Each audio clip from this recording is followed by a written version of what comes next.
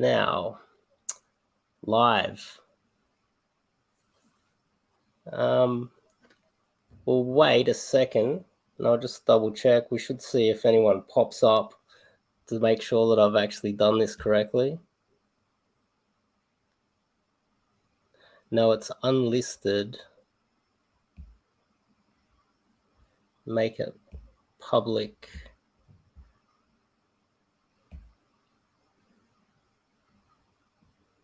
Now, we should be public now, I believe. I'll just double check. Yeah, should be public. We'll find out as soon as we get some eyeballs. Can you see the eyeballs up the top there?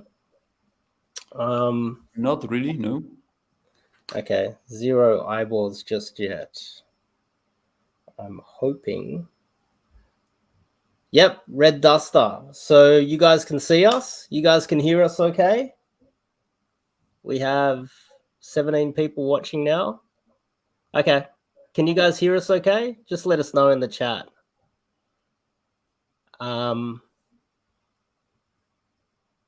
Okay, great. So I have Mattias here, Desmet. I hope I pronounced that correctly. He's a professor. Desmet, yes. Mattias. Everybody has trouble about pronouncing my name, yes. But it's Desmet, but I'm... Yes. Well, welcome on. I think you are the key to enlightening us as to what's happening in Australia. Maybe introduce yourself and let us know a little bit about your research. No. Well, I'm a professor in clinical psychology at Ghent University in Belgium. And I have a double degree, actually. So I on the one hand, I'm a clinical psychologist, of course, but on the other hand, I also have a master in statistics. And during this crisis, in the beginning of this crisis, I started taking the perspective of a statistician. And I started to study the figures and the graphs and the numbers and all the statistics on the mortality rates of the virus, the infection fatality rate and the case fatality rate, and so on and so on. And by the end of May 2020, for me, it seemed to be proven beyond doubt that the estimates of the mortality or of the dangerousness of the virus were all dramatically overrated. So for instance, to give only one example, the corona measures worldwide were based on the mathematical models of Imperial College in London. And these models predicted that in a country such as Sweden, about 80,000 people would die by the end of May 2020 if the country went into lockdown. And if the country did not go into lockdown, yes, 80,000 people would die by the end of May 2020 if the country did not go into lockdown. And if the country would go into lockdown, I think 50,000 people would die. It was something like that. And by the end of May 2020, Sweden did not go into lockdown, and the virus claimed about 6,000 casualties in Sweden. So 6,000, which was about 13 times less than the models predicted.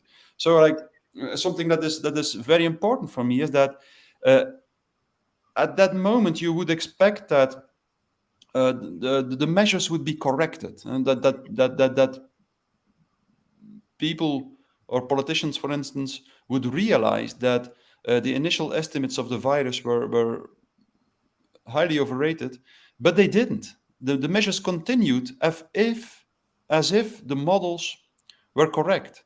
And that's what something that struck me, that well, on the one hand, we have a policy or an approach to the pandemic that claims to be scientific, to be based on statistical models, but then when it turns out that when it's proven beyond doubt that the models were completely wrong in one way or another, the narrative just continues as it did before, as if the models were correct. So that was one thing that for me was really fascinating, and then another example, for instance, is that throughout the crisis, we've actually never seen mathematical models that included or that modeled both the possible the damage that the virus could cause on the one hand, and on the other hand, the collateral damage that the measures could claim. So, which was something very strange to me, because on the one hand, you would think that the first thing you want to know is whether the remedy will not be worse than the disease. And that was exactly what institutions such as the United Nations warned us for, that the lockdowns could claim more damage or more casualties than the virus could claim. So in March, as early as March 2020, the United Nations already warned us that there could be more people dying from hunger in developing countries as a consequence of the lockdowns than the virus could claim, even in the worst case scenario, if no measures at all were taken. Which at that moment, which shows that in one way or another, the field of attention of the entire world seems to be very narrow and focused only on the victims the virus could claim, as if all the rest did not count anymore. In one way or another, people were not able to see other problems and the collateral damage, for instance, of the corona measures. And that's what, at that moment, at the end of May 2020, I started to switch perspectives. I started to primarily take the perspective of a clinical psychologist rather than the perspective of a statistician.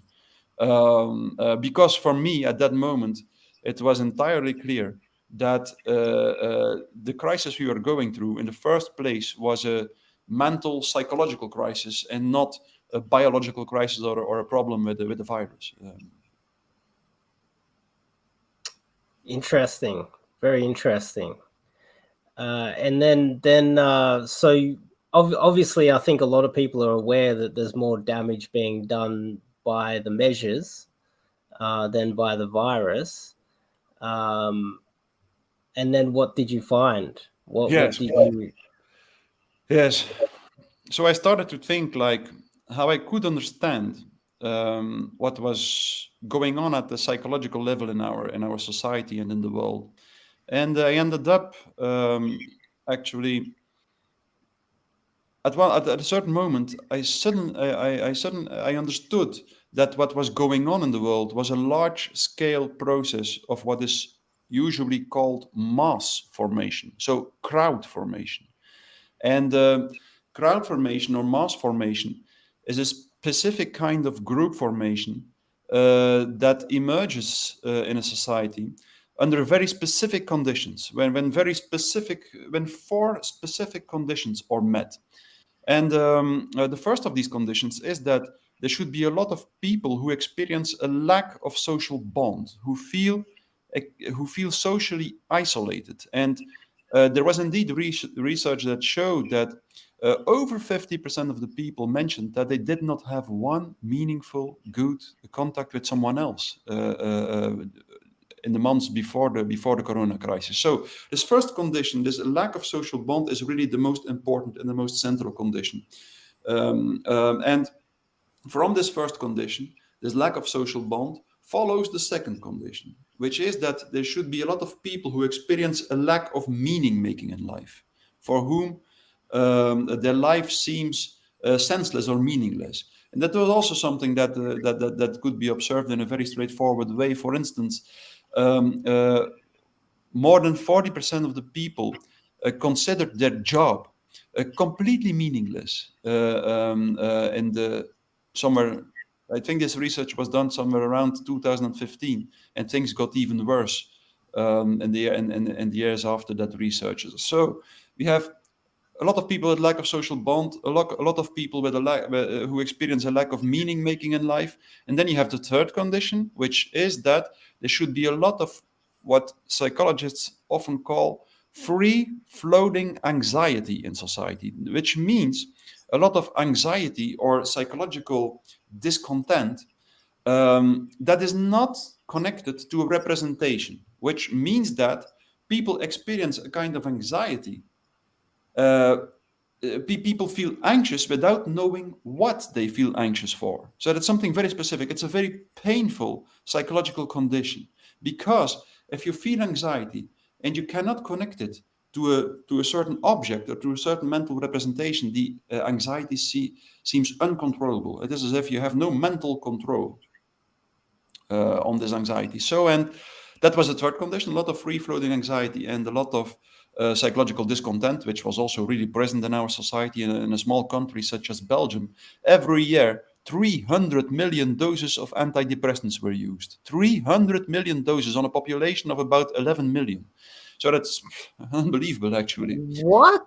Yeah, yes, 300 million doses. And then we are talking only about antidepressants. There are also antipsychotics, and there are all kinds of psychopharmaceuticals. But even if you're talking only about antidepressants, 300 million doses a year. So that's huge.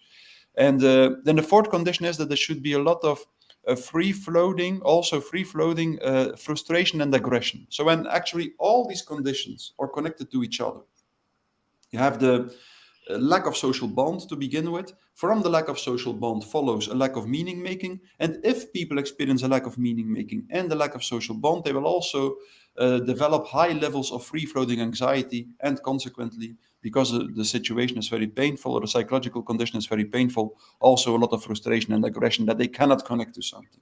So it's this diffuse, strange mental state. If a lot of people are in this mental state, then a society becomes highly vulnerable or sensitive to mass formation. And what is mass formation? Mass formation actually means that mass formation emerges if under such conditions a narrative is distributed through the mass media, which indicates an object of anxiety, and at the same time delivers a strategy to deal with this object of anxiety. For instance, if there is a narrative on a virus, and then and this narrative also tells us that to deal with this virus, we should go into lockdown, then something very specific happens in society. All this free-floating anxiety might connect to the object of anxiety indicated in the narrative, and a large scale, and many people might be willing to follow the strategy to deal with this object of anxiety, because in this way, all this free-floating anxiety, which cannot be mentally controlled, is connected to the object of anxiety, and through the strategy described in the narrative to deal with this object of anxiety, the anxiety becomes controllable. People have the feeling that they suddenly are able to mentally control their anxiety. And then there is a very important, a crucial next step.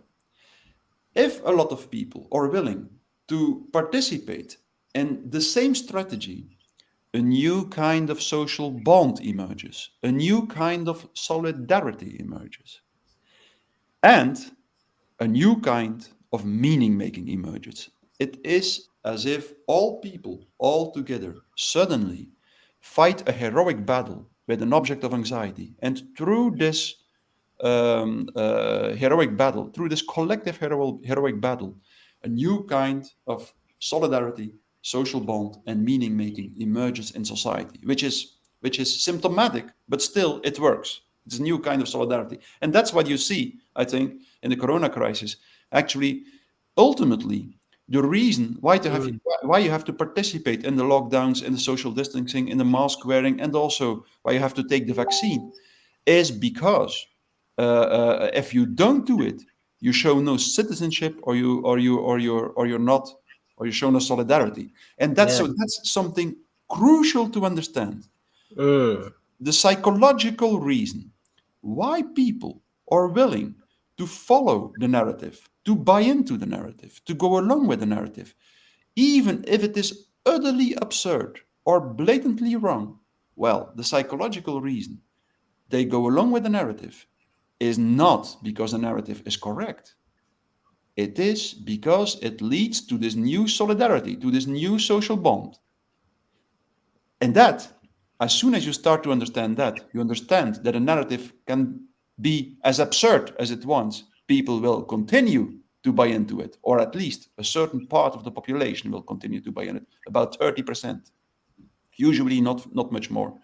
30% will buy into the narrative, will be under hypnosis, because this process of mass formation is exactly the same as hypnosis. It's one type of hypnosis, and usually only 30% of the people are really hypnotized, but there is an additional 45% who will never go against the crowd, and so who does not speak out. And then there is a remaining 25%, 25, maybe 30%, who is not under hypnosis and who wants to speak out, who wants to do something. So that's about the division in three groups. But that's something crucial to understand, is that people go along with the narrative because it leads to this new solidarity. That's something crucial. And then so human beings are really social beings, and the process of mass formation makes them switch from a very negative state of social isolation to a highly connected state of. Don't tell me I lost you. Excuse, can you come again? Oh, I just lost you for a second. Sorry. Continue. Oh, no, okay. I lost you for a second.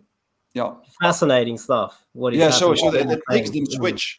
It makes them switch from a highly isolated social state into a very connected social state, and this leads up to a kind of mental intoxication, and that's of connectedness, of solidarity, and that's actually why people continue to buy into the narrative, even if it is utterly absurd. And you could even go one step further.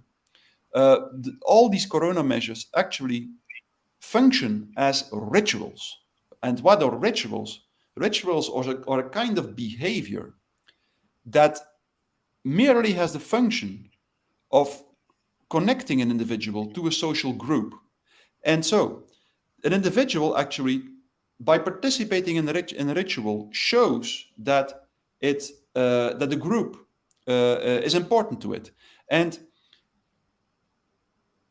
the more a behavior has no pragmatic meaning, no practical meaning, the more it is absurd from a pragmatic point of view, and the more it demands that the individual sacrifices something, the better it functions as a ritual. And that's exactly what the corona measures are in a lot of respects. They are without pragmatic meaning, like several virologists and epidemiologists and experts just told us in the mass media here in Belgium that actually mask wearing, for instance, and the lockdowns in the first place were symbolic measures. Symbolic. That's what they said at a certain moment, which was very strange, of course. But still, that's what they are. They are ultimately, they are a kind of ritual people engage in, people participate in, because in this way they experience a new kind of solidarity. And that process leads to the strange situation in which an entire population becomes absorbed by certain behavior or certain ritualistic behavior that is utterly absurd, but in the one way or another that is very necessary and rewarding for a part of the population.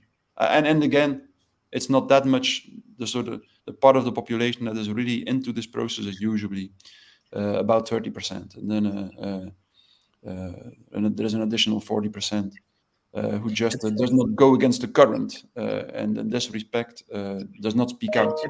It sounds like a population of people that feel a little bit isolated and disconnected have found a new form of religion.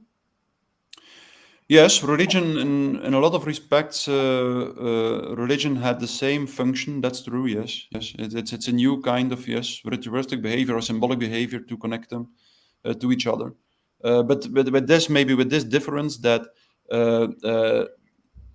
in this case, people do not admit or they do not recognize that they are participating in a symbolic behavior. They claim that the behavior is very necessary from a pragmatic point of view, while it is clear actually that it is not.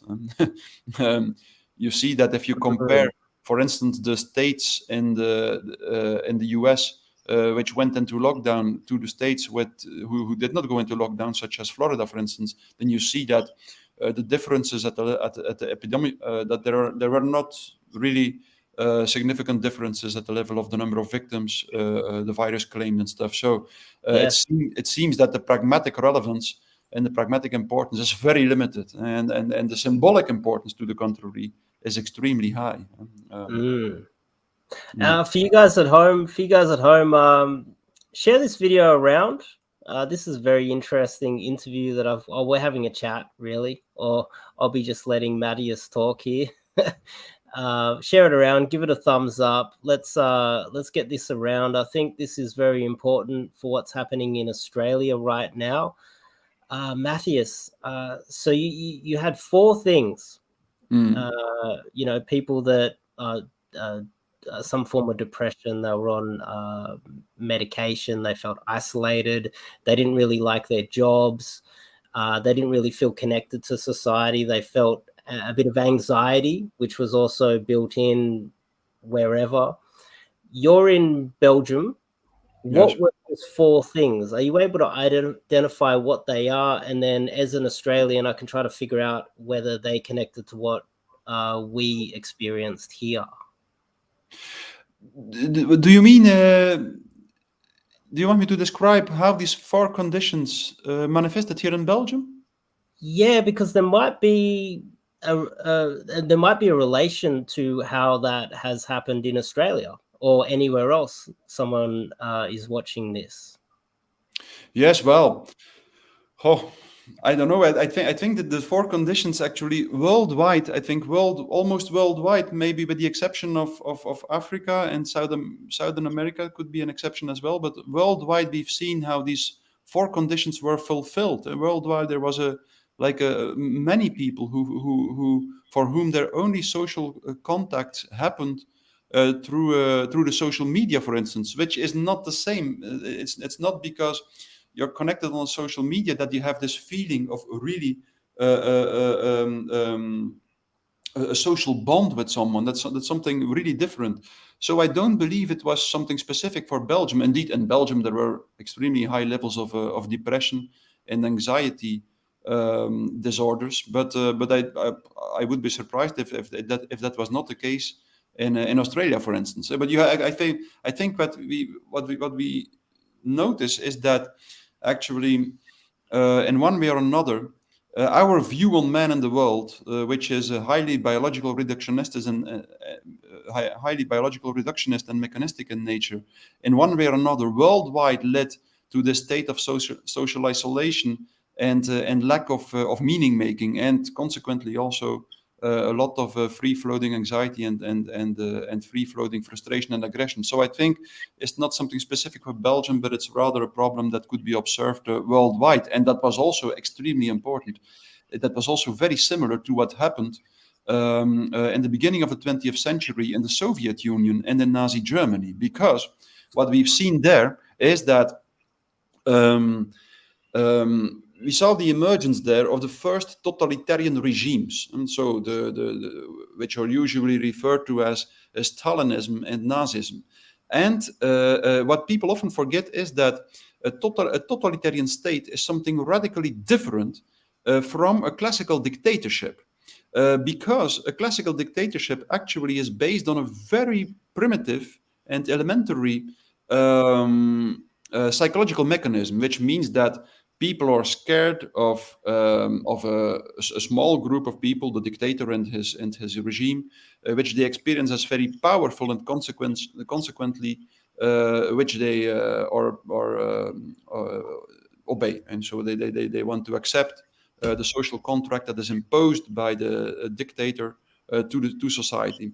But a totalitarian state is something completely different. So before the 20th century, totalitarianism did not exist. There has never been a totalitarian state before the 20th century. So there are extremely important differences, and the most important difference is that the totalitarian state is based on mass formation. So mass formation is the key to understanding totalitarianism. And that was exactly what happened in the beginning of the 20th century. There was also these 4 conditions we refer to were met as well then. So there was a lack of social bond, lack of meaning making, a lot of free-floating anxiety, a lot of free-floating frustration and aggression. And at that moment in Nazi Germany, a narrative was distributed through the mass media, which indicated an object of anxiety, the Jews, for instance, and which also put forward a strategy to deal with this object of anxiety. And what we see. We have two things very similar to what you're talking about happening in Australia right now. The mainstream media is attacking right-wing Nazi extremist anti-vaxxers. Yes. They're the enemy right now. Yeah, indeed. And the mainstream media wants to literally lock them up in gas chambers. Like, seriously. Now, I want to make it clear. I've actually had both doses of the vaccine. I'm not worried about the vaccine, but I actually support the anti-vaxxers because they're the opposing narrative that actually balances out what we wouldn't have freedom without them. You know, these are the people protesting, trying to push back. Without them, this place would become a totalitarian nightmare. The second thing that's happening in Australia is we have the politicians coming out and praising people for dobbing in their neighbors, just like the Soviet Union, dobbing in their neighbors. And that's not Australian at all. So that's in line with what you're saying.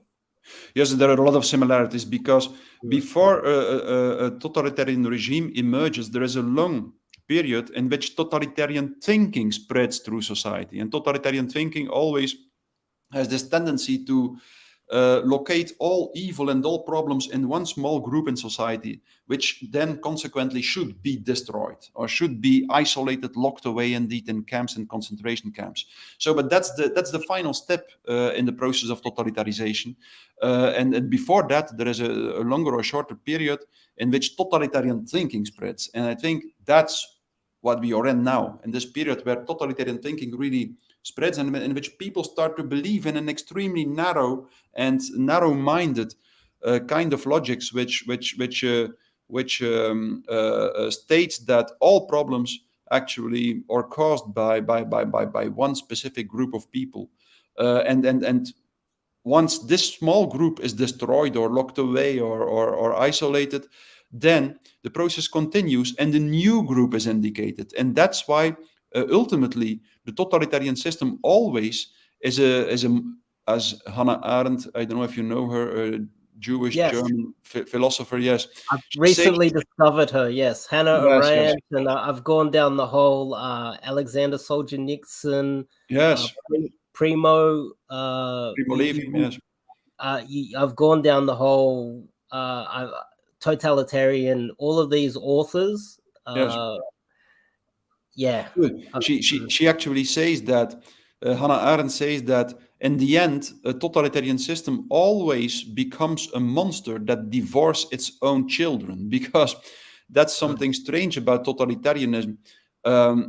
So mass formation actually is centered on anxiety, and the leaders of the masses know that if there is no anxiety anymore, people will wake up from the hypnosis, from the mass formation, and they will do something very specific. Then they will kill or destroy their leaders, because when they were in the state of mass formation and when they were in the state of hypnosis, they suffered enormous personal losses. Because that's something typical for people who are in mass formation in one way or another, just like people under hypnosis. They are not aware anymore of what happens outside this small, narrow focus of attention they are in, and usually the economy is dying. Yes, they focus more on one or two people getting a flu or some 80-year-old grandma dying when there's been like 100 suicides of people in their 20s, and they totally ignore that. Is that part of this? Of course, Sorry, it's I'm part of this. getting a bit fired up because I want to let you know that I've lost 2 relatives over the last couple months due to this. Well, related to this. Yes, of course, that's something that's a consequence of mass formation, because in mass formation, people are so much into this narrative that they only see this part of reality that is indicated by the narrative, and in one way or another, all the rest, they seem, both at the cognitive and the emotional level, seems to be irrelevant. They do not notice it. It has no psychological weight or importance.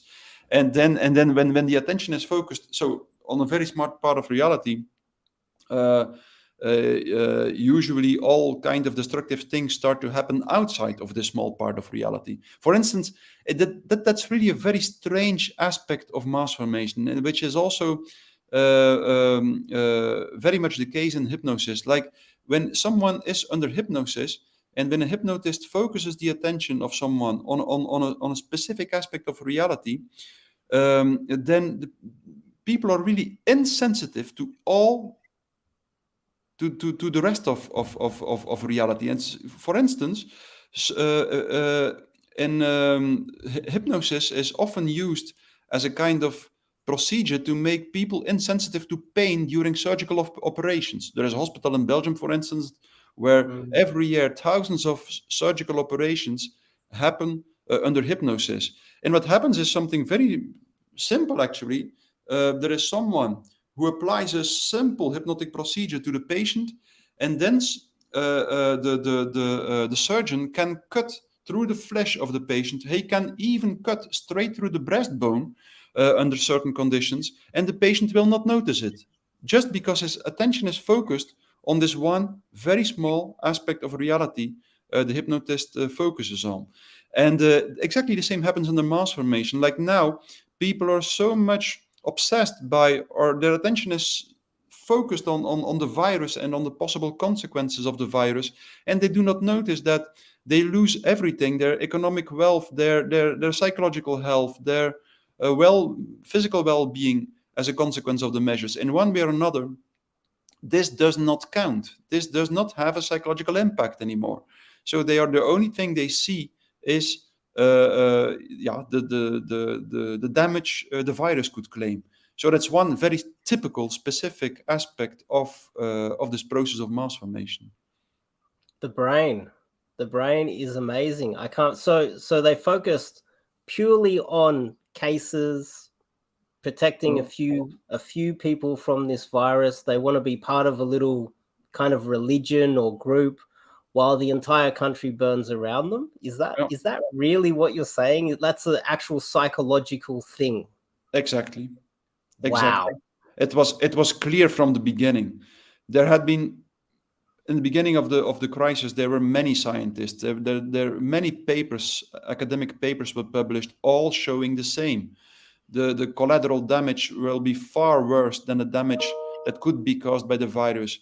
It was so clear that from the beginning, I think that the remedy would be far worse than the cure. But still, nobody wanted to see it, or nobody could see it, was able to see it, or most people were unable to see it. And in one way or another, all these papers warning us from the dramatic impact of lockdowns and other corona measures, they were not distributed through the mass media.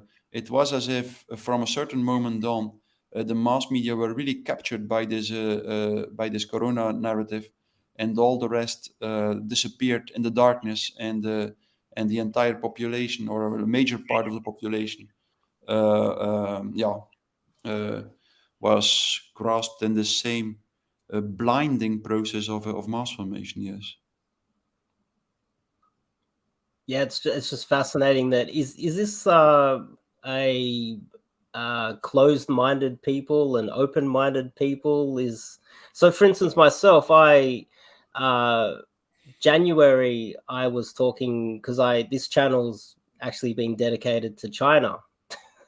So I've been talking about China for a very long time, And then by March last year, I started to think, hang on, the maths, the numbers aren't making sense. And then I changed my mind. When new information comes in, I changed my mind. But people just, I remember saying March last year, when there was no cases in the hospital, this girl told me, look, I'm so worried about the virus. I just said, look, you're actually better off getting the virus now while there's no one in the hospitals. Because you're going to get the best treatment and you're going to get, antibodies. She couldn't believe that. Some people just haven't caught up. They can't catch up. Why is that? Yeah. Yes, that's a good question. I think, as I said, I think it has everything to do with the fact that all this anxiety is connected to one object, and that's the reason why the attention is focused on this one object. If we truly believe that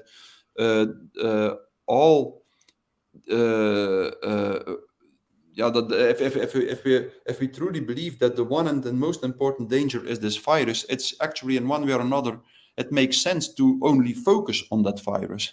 But that's the problem, of course. That's the problem, that there are many other things that are dangerous as well, and people are unable now to see it, because at the affective level, all their attention is directed at the virus. So that's the major problem in this situation, I think.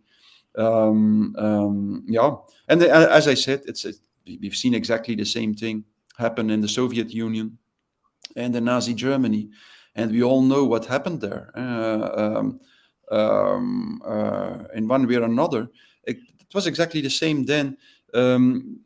People who studied what was going on in Nazi Germany and in the Soviet Union all felt baffled. They felt as if they were looking at something completely abnormal. The way in which people were prepared to sacrifice their lives, their jobs, everything that was precious to them, because of this narrative of the totalitarian state. That was the most surprising thing, and that was what really people did not understand. For instance, people were prepared, like Stalin.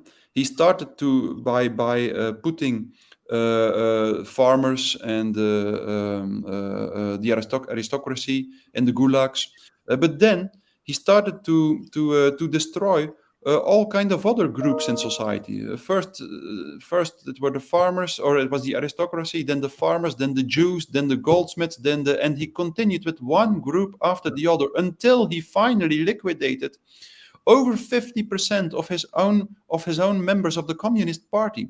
So, and if he would have lived longer, he would have liquidated them all. That's the self-destructive process of mass formation and of totalitarianism.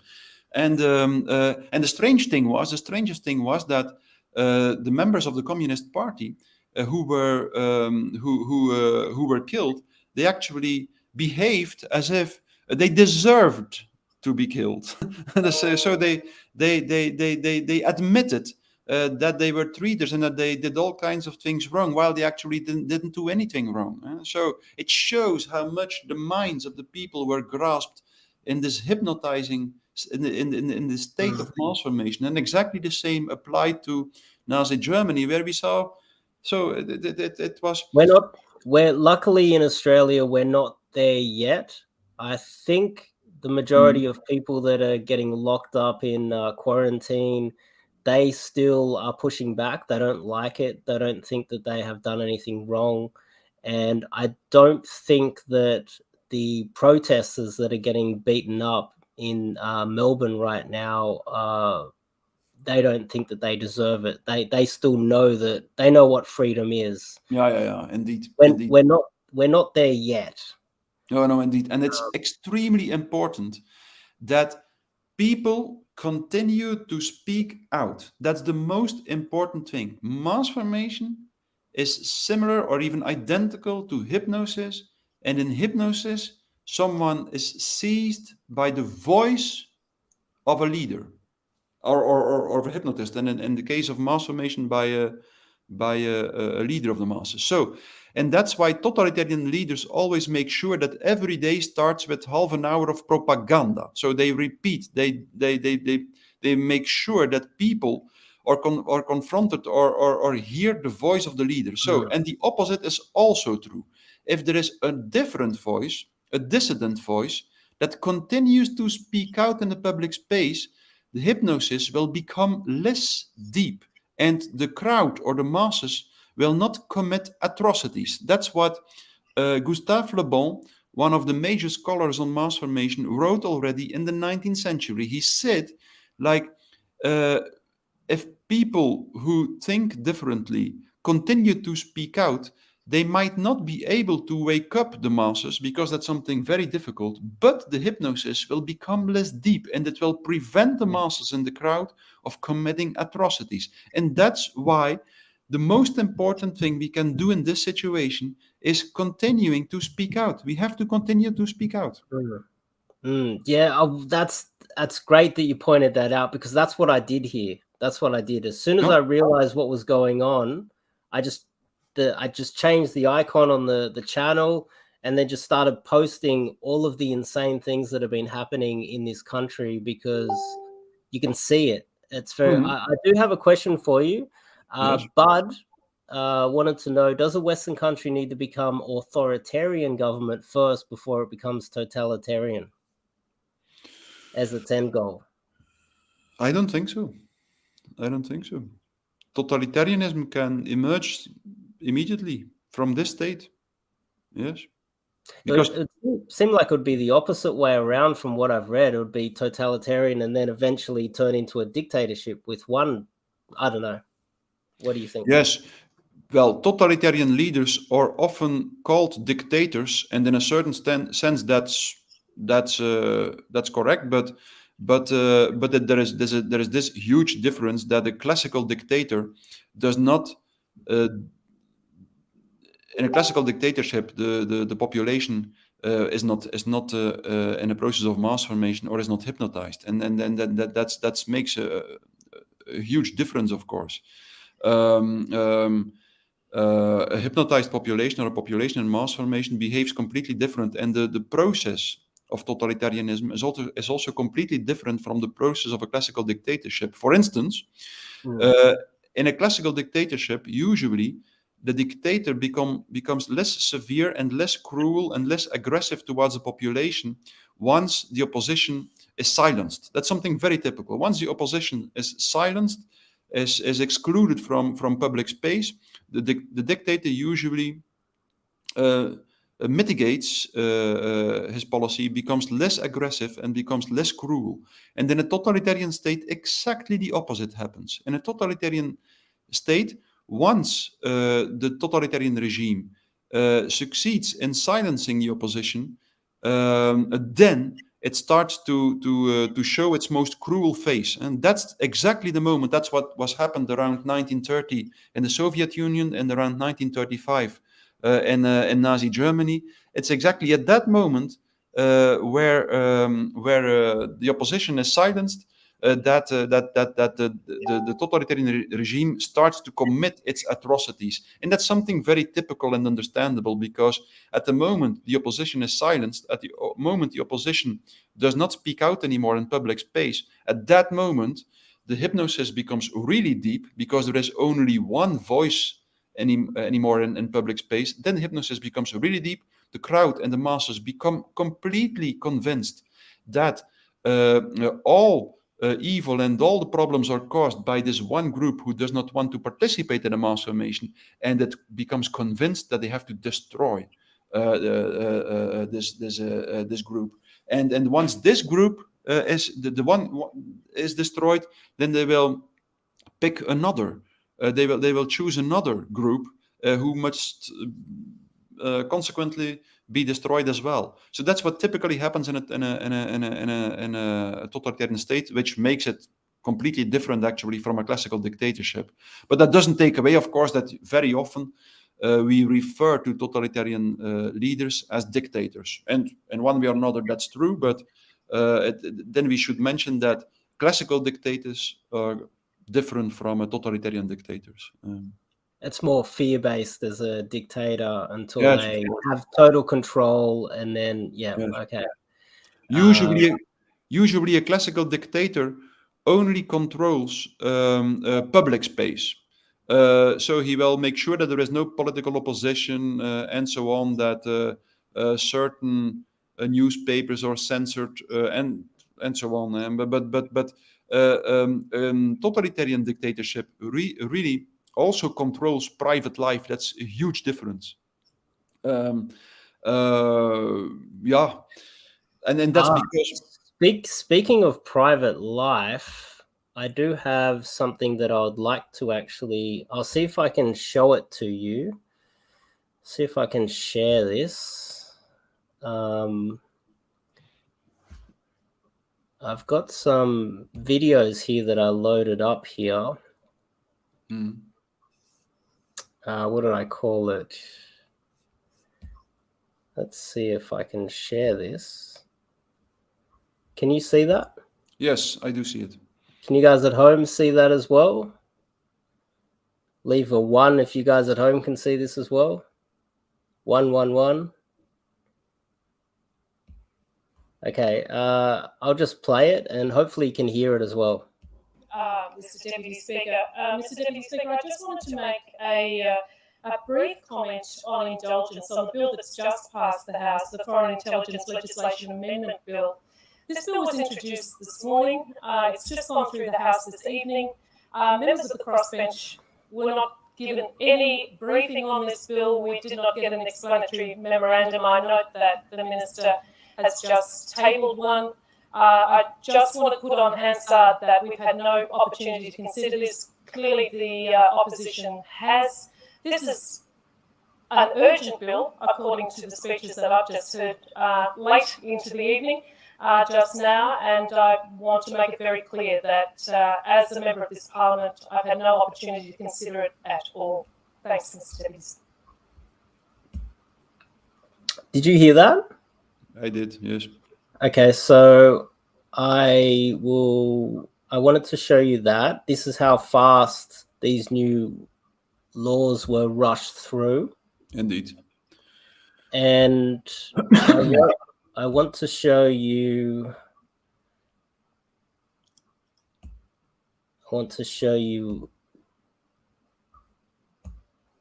One second, I'll get it up.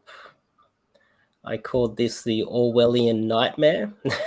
You can see this one? Yes. Yes.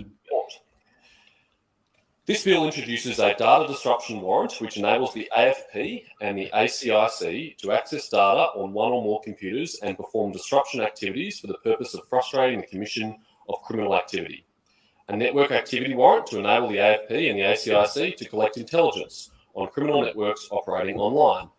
An account takeover warrant to allow the AFP and the ACIC to take over a person's online account for the purposes of gathering evidence of a criminal activity, and minor amendments to the controlled operations regime to ensure controlled operations can be conducted effectively in the online environment. The bill has been introduced in response to growing technological advancement that challenges the ability of our law enforcement and intelligence agencies to combat the most serious types of offending, including human trafficking, drug crime, child sexual abuse and terrorism, increasingly conducted on forums and in places that most Australians will never see. Madam Academic President, it is no exaggeration to state that, particularly during the COVID pandemic, online crime has reached an all-time high. Evidence from the AFP Commissioner, Rhys Kershaw, informed the committee that... So did you hear that? No. Okay. Now, what that means is that they rushed it through within one sitting in Parliament. The first one was an Australian politician saying that she didn't even get to vote on it and didn't understand what happened. That was another politician explaining what it meant. And what it means is, without really any judge or any real oversight, they can hack into anybody's account, anybody's phone, I'm guessing. But the real scary part is it's not just monitoring everything that everybody says and does in Australia. They can hack in, just say they hacked into my YouTube channel and wrote something that was illegal, kill somebody somebody or do something, then they come and arrest me. So they have the ability to go and alter within your social media accounts or anything, your website, anything, and they can alter it and then go back and arrest you for something that they actually did. Totalitarian state? Yes, it looks like that. Yes, it's definitely, as I really believe that what we are witnessing now is indeed an evolution to a totalitarian state. Yes. No, it shows all characteristics of totalitarianism. In the pre-stages now, it in like you see indeed how totalitarian thinking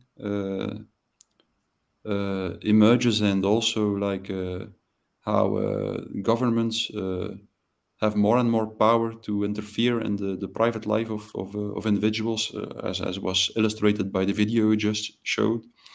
Yes, it's a dangerous situation. Yes. I think I've got some other ones here that are very interesting as well. There's one more here that I thought that I would show you, which I think is very, very interesting. How the police are behaving in Victoria. What do we got here?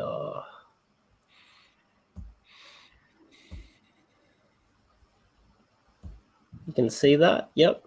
Yes. Now, this is a protest where the Victorian police just start bashing Australian protesters. And they attacked we found out that she was 73 years old. They attacked her. She's disappeared. We don't know what happened to her. So I just thought I'd let you know what you're about to see.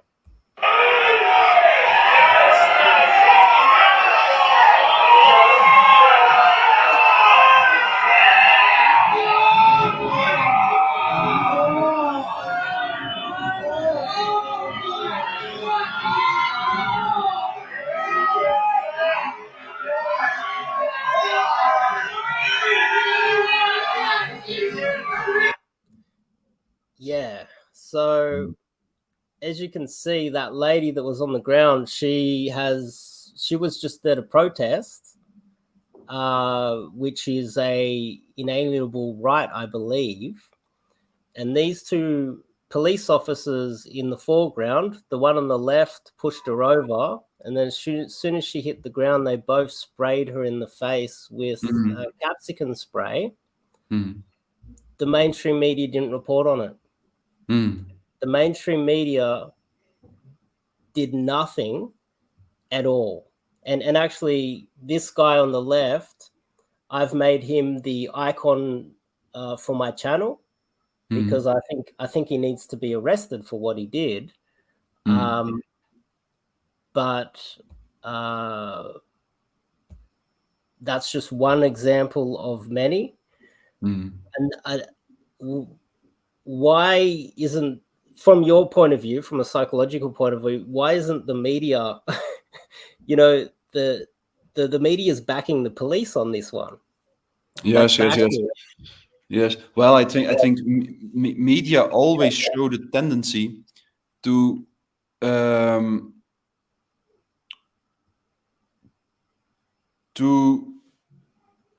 choose for one narrative, from which they consider society and which they represent. Actually, they shouldn't, because they should be as open as possible to all kinds of different perspectives and narratives. But I don't think that's how it goes in reality. Very often the media also choose a perspective and a narrative, and they censor themselves, I think, in many respects, if what they observe is too much in conflict with this narrative. It's a difficult question. I'm not really someone who believes that what we are dealing with is a large-scale conspiracy here. I'm not inclined to consider it in this way. There might be an aspect of conspiracy in this situation, but for the major part, I think what we are dealing with is a huge process of mass formation, in which also the media are absorbed, and media start to censor themselves and to report in a far too selective way in the situation. And indeed, it's very footage like that should be shown on the national television, on national media, but it isn't, and that's of course that's also part of the problem and part of the danger we are facing now. And another thing has happened is the mainstream media and the politicians are also they're skewing what our history is in Australia too. They're changing our history. In what sense? So, for instance, we have our soldiers that fought in World War I and World War II. We call them diggers. They're called diggers. They used to dig trenches. Back then, we were a very poor country, and the diggers, they never really they were like a ragtag bunch of soldiers. You know, back then we weren't really a very wealthy country, and they never respected authority. This is our history. This is what we are. We don't respect authority. We don't care if you, because a lot of us were criminals from from Britain. So we don't respect authority. We don't care if you're the president. We don't care how much money you have. And that's evolved over, that's what we call larrikin. We're larrikins. And that's evolved into a more common thing that we have tall poppy syndrome. If you're the taller poppy, you're too rich, or you have too much status, we don't respect you. The mainstream media, what happened was we had all of these protesters go to a shrine that represented those diggers. Now, if you look at the police on one side with guns, and you have the protesters, they were a ragtag bunch of protesters. Just visually and understanding the history, those ragtag bunch of protesters, they represent the diggers. Yes. And so they went to the shrine because they were pushing back against authority, because that's what they represent, you know. And I'm related to them as well. I've got relatives that fought in all these wars as well, and I've got relatives in the Defence Force today. But the media flipped it, and some of the politicians flipped it, as if they were desecrating the shrine. But that's what we are. We desecrate things. That's what the diggers, that's what we don't represent. Yeah. Can you explain that? Is that, can you help? But the rewriting of history is also typical for totalitarianism, of course. So, yes, it always happens. Totalitarianism is so convinced that what it is doing is necessary to create paradise on earth. That's something very typical for totalitarianism, that it feels it is justified just to manipulate, to lie, to cheat, and also to rewrite history in such a way that it confirms the totalitarian narrative, and that it supports the totalitarian narrative. Yes, yeah. Even to put it upside down, even to put history upside down, if necessary, for the sake of a totalitarian project.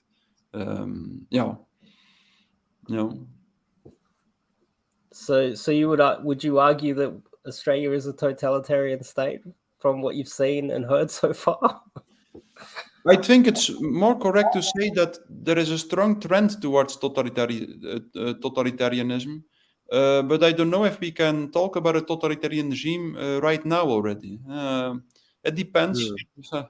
I don't know. I've heard terrible things about Australia, but I don't know if they are right or if they are. So I mean, what have you heard? What have you heard? That camps are constructed there. to isolate people who are contaminated or who have a positive test. Is that true? Yes. Yes. So in Queensland, Yeah. they're creating camps, but Yes. these camps are not.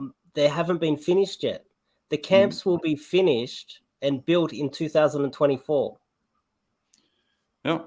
And what's the function of these camps? Or 2024, everyone will be vaccinated 20 times over, and there'll be herd immunity by then. That's another 2 and a bit years. What do you think those camps are going to be used for? and is this admitted, like in the mainstream media, that these camps were built? Well, they're actually built. They're real. They're real. There's footage of them, and there's people in some camps being held for quarantine at the moment. And there's footage of Palaszczuk, who's the Premier of Queensland, actually saying that they will be built. They'll be completed by 2024. It's a fact. This is not a conspiracy. It's a fact. I got the videos too. I can send it to you. So, but then, and how do they justify these camps? Do they say that it is to put people in quarantine? Is that what they say? How is that? Yeah. In 2024. 2024. Yeah. How strange. Well, that I can confirm. It's real. I can send you the videos too. I probably should have spoken to you before putting you on here, and I could just line them all up for you. What else have you heard that you're not sure of? Because I've kind of got my finger on the pulse. That the army is involved in to control whether people respect the quarantine and the lockdown stuff. That the army is. I've seen. Yeah, so last year the Defence Force was brought in to man the hotel quarantines, and I've seen footage of the military beating up just people in the street. And I've seen with my own eyes the Defence Force on the street. Yeah. When I go outside, I actually met up with a friend today outside, and we were joking that even if a bunch of criminals with machine guns and balaclavas ran by us, we wouldn't notice them. The only thing that I notice when I go outside is the police. I spot the police, I walk the opposite direction. I'm more fearful of the police than I am a criminal covered in tattoos with machine guns. Yeah. I would trust the criminal more than I do the police at the moment. I'm not over exaggerating it. I actually walk around and I have the mask on my chin, and if I see the police, I put it up and I go the opposite direction. So and you are vaccinated? Fully vaccinated, but that's not the case. That doesn't matter. Even if you're vaccinated, the police can still harass you in the street for no reason. Yeah. So and they pretend that they arrest you because what? Because you do not follow, you don't stick to the rules, or they'll ask. There's a new rule that's come in that you can't leave more than 5 kilometers from your home. No. And only for the unvaccinated, or also for the vaccinated? Everybody. It's absurd. Yes. Yeah. And I think it's in my opinion, it's better like this, because if it would only apply to the unvaccinated, that would make it even more terrible, I think. But I see what you mean. But still, it's absurd. So there is a new rule coming up that it's in place. It's been in place. The police go around and ask people for identification in the street, and they ask them, where do you live? What's your name? I want to check to make sure that you're not outside of your 5 kilometer radius. I'm in Sydney. It's not as bad as Victoria. Victoria has just broken, I think, a world record for lockdowns, 250 days or something ridiculous like that.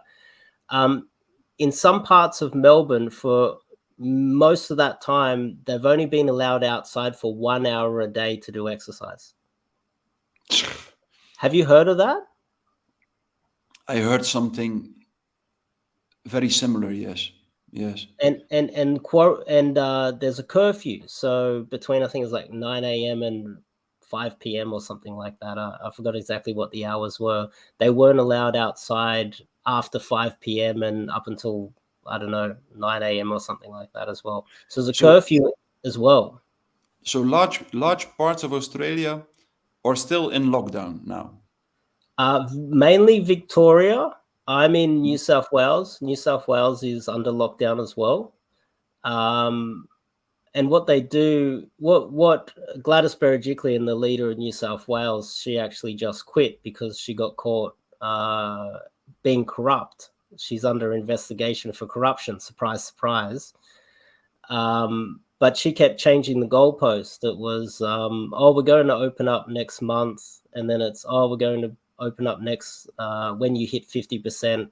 And then when we hit 50%, she says it's 60%, 70%, 80%. I think we're at almost 70% double vaccination rate in New South Wales, and we're over 85 to 90% first dose in New South Wales already. Yet we still have lockdown.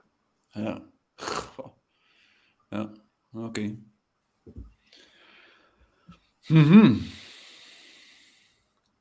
So it's worse What than do you what think? How do you look?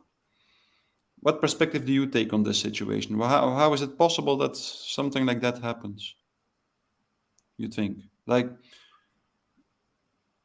why I do think politicians? Well, this channel was dedicated to geopolitics. So in the early stages, I didn't think that we would become this authoritarian or totalitarian.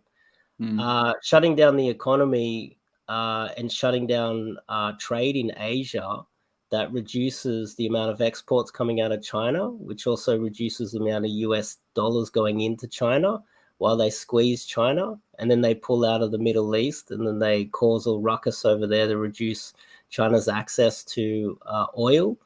And then we cause a lot of trouble with China, and we cut off coal. So China's now having power problems. So that was connected.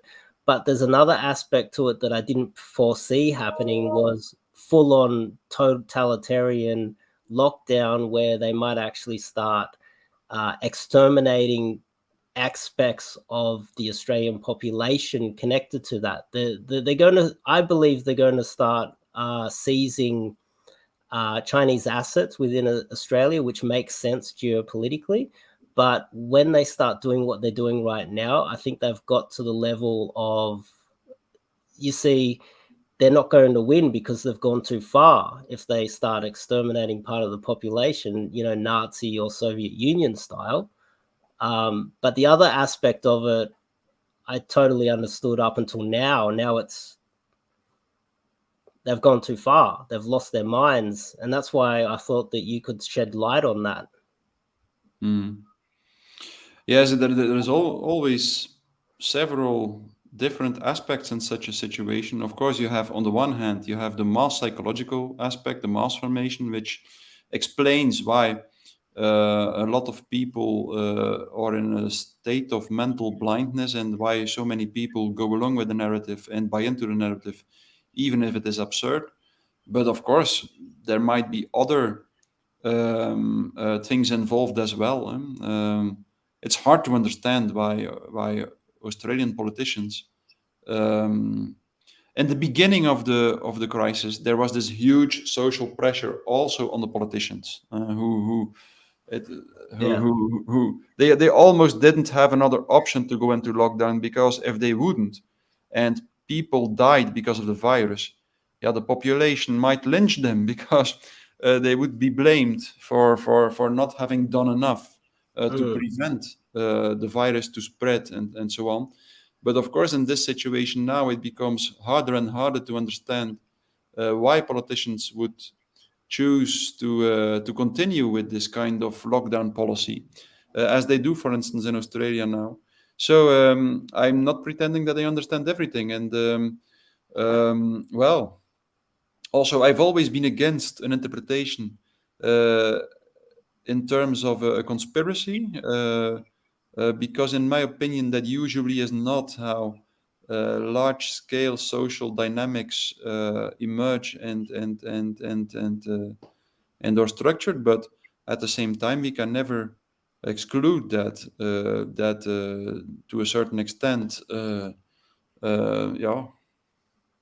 There's another thing happening where there's minor party politicians popping up, which I think is even more dangerous. Maybe you can shed some light on your thoughts on this.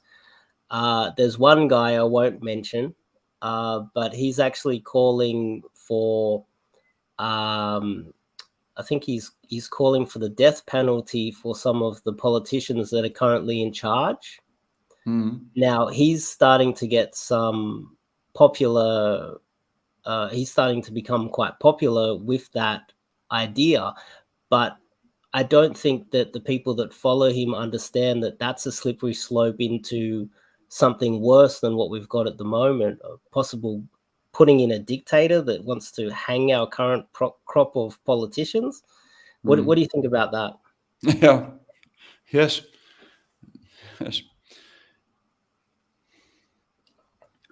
You know, I believe that some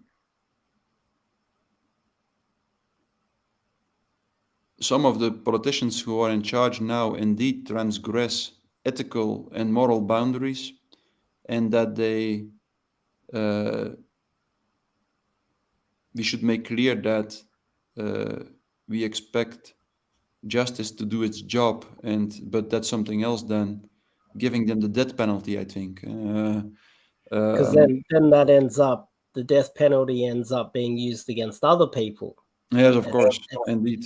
So, and then the people end up getting it, and then next thing, where does that end? Where does it end? Yes, of course. And people, it's like it reminds me of the exponential growth. It's like an exponential growth that people can't understand. Yeah, it's polarization. Yeah. Well, so it's probably worse here than what you thought or what you heard. Yes, I guess it's worse. Yes.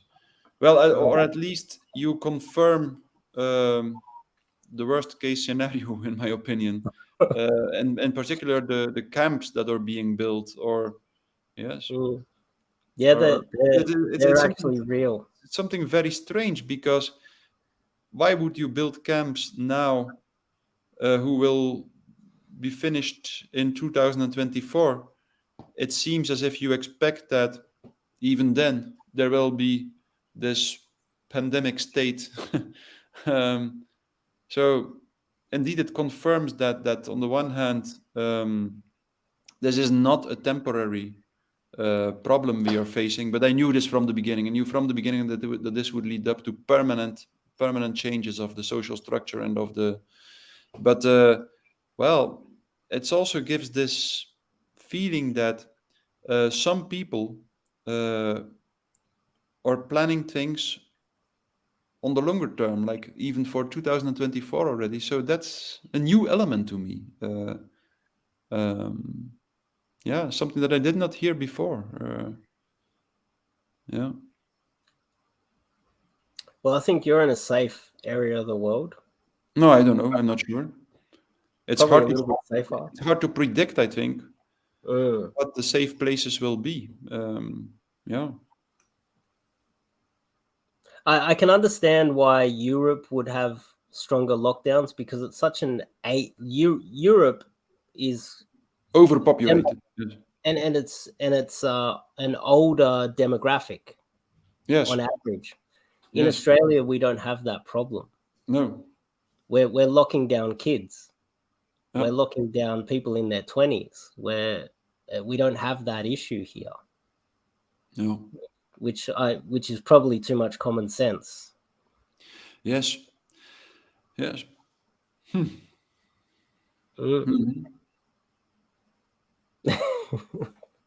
No. No. Well, it's hard to find common sense in this situation because the average victim of the virus here in Belgium was 83 years old. So 83 years old. That means older than the average person who's dying, because the average age of dying here is 82 years and 9 months. And the average victim of the virus was 83 years. So it's hard to understand why. Same here in Australia. If you look at the graph, the chart that the government puts out shows clearly that there's only a few people that died in their 60s, and then at 70s, 80s, 90s, there's people that would have died regardless of the flu or anything. And when someone dies in their 30s, what they do is they put them on front page of the media and use them as the poster child to keep the lockdowns going, because it meets the narrative. Yes. But they have not reported on one death from suicide. They have not reported from all of the injuries from all the people protesting. Anyone that protests is a right-wing extremist. Yes. Anti-vaxxer, lunatic, or whatever they call. That's what they're saying in the media. Yes. So, but it's very tempting under these conditions to think that the media are in a kind of conspiracy. But the strange thing is, when you talk to people who work in the media, that they all confirm that this is not the case. For the media, maybe there is a conspiracy at a higher level. Well, we never know, and who will tell us? I have no idea. But the strange thing is that, for instance, also in the academic world at university, of course, many people asked me in a little bit of a suspicious way, why are you the only one who is allowed to talk at university? And I said, everybody is allowed to talk at university, but almost none do. Most people either believe in the narrative or they feel the social pressure is too high, and they choose not to talk. That's the strange thing. That, like, if I know the academic world, and I know the researchers who publish all these papers on the mortality rates of the virus who are blatantly wrong, and I would also be inclined to believe that these people must make these mistakes in a willing and intentional way, and that somewhere they are hired by a set of people who try to cheat on everyone. But once you know these researchers, you know that they are not in a kind of a conspiracy, that they actually in one way or another really are so blind that they make all these ridiculous mistakes and continue to confirm the mainstream narrative. That's the strange thing. And I've been seeing this already long before the corona crisis. I don't know if you're familiar with the replication crisis in the sciences. Well, around 2005, it became clear that more than 80% of the academic papers or of the research papers are completely wrong. They are full of absurd mistakes, and in one that's the strange thing is that, well, while the conspiracy always is a simple frame and a simple mental theory to understand or to explain what's going on, in a lot of the cases, I think it's wrong. There is much more to be explained by this process of mass formation and all kinds of implicit social dynamics than by conspiracy, which again does not mean that there is no conspiracy at all. I have to. I admit that I just don't know it. For instance, if you tell me now that they are building camps for 2024, so to me that seems very strange. I'm concerned about people of Chinese background in Australia. I'm concerned of the Chinese diaspora in Australia and the seizing of assets, because when it comes to China, I know what I'm talking about. When I talk about the geopolitical stuff, I've been running this channel for we're going on 6.5 years, and I've read everything. Not everything, but I dig deeper and deeper and deeper. What I'm telling you about the geopolitical, what's happening, and shutting down the economy, I dare anyone to try and debate me on that one. That cannot be. No one will be able to disprove that. But what is happening domestically, if it's really that nefarious, it's scary. It is. It is, but on the other hand, I think we should not make the mistake that the opposition made in Nazi Germany and then in the Soviet Union, and we should continue to speak out in public space. That's the most important thing, believe me. We should continue to speak out, and we should try to discover as much as possible what's really going on at the political level. Yes, that's a challenge. We all know, well, the World Economic Forum and the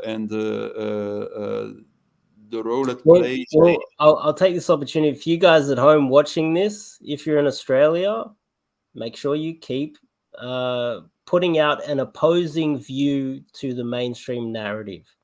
Keep opposing what the mainstream narrative is, and keep the debate going. And also, I would say, if you could go a little bit further and actually, I don't know if you would agree with this, but point out the fact that we could end up in a totalitarian state with gas chambers, and just as a warning to those people. And keep the debate, the public debate open, because when that ends, I'm guessing that's when things get really, really dangerous here. Yes. To continue to speak out in the public space is crucial, I think. Yes. We can't protest, by the way. We're not allowed to protest. Yeah. Indeed. Did you know that? Yep. Well, we had the same problem here in Belgium during the lockdown, but now we can protest here now. And people do so, but also these protests, they seldom or rarely appear in a mainstream media, and that's also one of the problems. Unless they're making them look bad. I think some of the protesters in Australia, they make themselves look bad. I want to show you one comment. I think this is a great comment here, because the narrative here is, what we have is we've got two opposing sides happening in Australia. So we've got the people who want everyone to be vaccinated, but what is happening here is we've also got the anti-vaxxers saying that if you are vaccinated, you're the enemy as well. Yes. And so, like, I'm in the middle. Like, I'm open to new ideas, and I'm happy for both of them to make their own decision. But you see what I mean? It's like a religion for the anti-vaxxers, the same as it's a religion for the vaxxers. Yes, the danger is indeed if two people becomes radically convinced of the superiority of their own perspective. Yes, both seem to be blind for certain aspects of reality. Yes, I agree. That's also a problem. Yes. I feel more sympathy for the anti-vaxxers than for the people who really follow a mainstream narrative, much more. But at the same time, I also recognize that there is a danger connected to, definitely, if you think in a too fanatic way in terms of conspiracies, that's also something dangerous, because usually reality is much, much more complex than that. And we should try to make space and to recognize the complexity of the situation, because otherwise both sides are heading for destruction, I think, and it will only speed up the destructive process of totalitarianism, I think. It makes much more sense to try to understand the perspective of the other and to try to talk with the other in an as constructive way as possible, just continuing to phrase a different opinion in public space and to speak out, starting from the assumption that the other is also a human being. That's the most important thing, I think. All the rest will only lead to destruction. Yeah, and I this channel, I've dedicated this channel to pretty much pitching both sides and pitch, freedom, and the anti-vaxxers right to not get the jab. Their right to protest. That's the only way to keep us safe. But there's a lot of them that just won't accept someone that's actually had the jab. And it's like absolute thinking. Another comment here, this is something that has happened, and this is something that happened in China. What did they do in China? They got rid of the Tibetans because the Tibetans could coordinate, right? And as soon as they got rid of the Tibetans, because they peacefully resisted, then they moved on to Falun Gong, which is they mainly meditate, right? Now they're eradicating the Uyghurs, all religious people that can coordinate and organize themselves against the communist state in China. Now they're shutting down religious groups in Australia because they can coordinate and think for themselves. Yeah, indeed. Yeah. Indeed, that's what happens worldwide, I'm afraid. Also, during the lockdowns here in Belgium, people were not allowed anymore to gather for religious reasons. And it could be the case again next month if the number of contaminations increases. So, yeah. On your other point that you made about science not being accurate over there, another phenomenon I noticed is that as soon as we would have protests we had protests in Sydney, literally days later, we had a huge, highlight this, Dave, okay. We had a huge boost in cases the next day, as if they were inventing cases. Yes. The same thing happened in Victoria. Literally the day after the protests, Dan Andrews, who's the Premier of Victoria, and the Premier of New South Wales, they came out and they're like, "Oh, we got 1,000 cases." Yeah, but making up cases. Yeah, but it is extremely easy to create cases. Of course, if you just do a little bit more testing, you will always find cases. But it might be, but usually they are not dangerous at all. These cases, so it's an artifact. So of course, And they never actually mentioned asymptomatic cases. Can you come again? Asymptomatic. No, they don't mention it. No, indeed, yes. That's the whole. Most of them are asymptomatic. Yes, of course. Do you agree with that? Yes, of course. Most of them. That's the one thing that I made a video on this, and there was one thing that I was looking for was asymptomatic cases, because that's the key here, in my opinion. Well, what do you think about that? Yes, it's one of the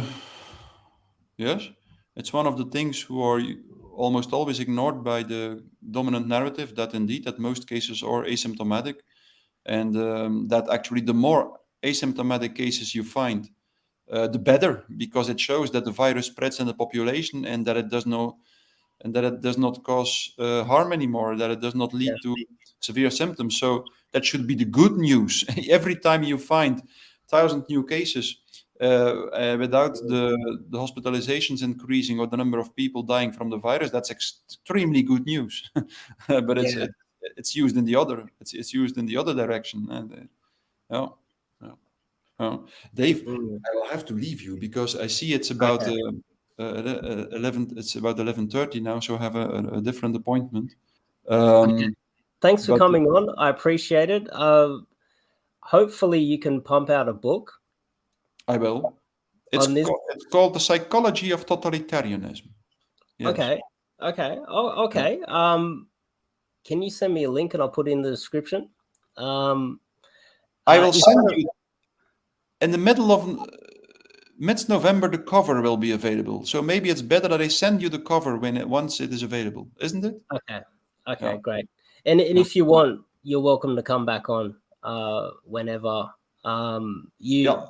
This has been, I think, a very helpful chat. I definitely want to come back. Maybe once, like maybe I don't know, somewhere in December or something. I don't know. Just we can just of course exchange. Of course.